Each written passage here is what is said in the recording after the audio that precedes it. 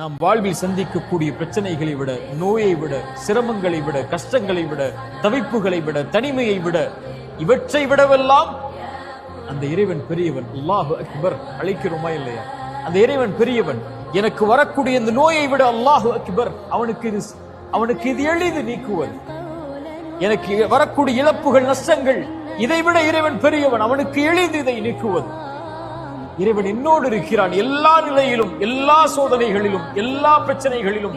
அவன் மிகப்பெரியவன். எனக்கு வரக்கூடிய இவற்றை விடவெல்லாம் அவன் இருக்கும் போது லா தஹ்சன், உயிருக்கு சொல்லுங்கள், கவலை கொள்ளாது, அந்த இறைவன் நம்மோடு இருக்கிறான். ஆனால் இறைவன் நம்மோடு இருக்கிறான் என்று சொல்லக்கூடிய நாம் அவனோடு இருக்கிறோமா?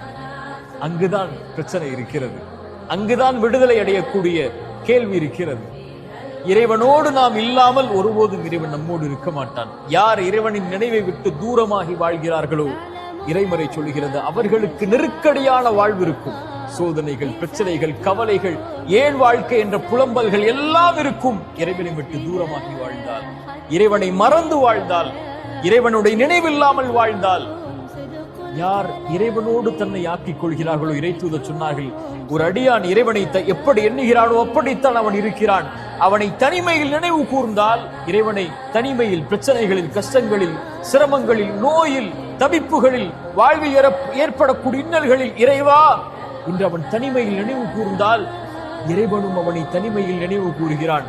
எவ்வளவு தூரம் அவனை விட்டு கடந்து சென்றிருந்தாலும், இறைவா இதோ வருகிறேன் என்று அழைக்கக்கூடிய அழைப்பை கேட்டு இறைவன் அவனோடு இருக்கிறான்.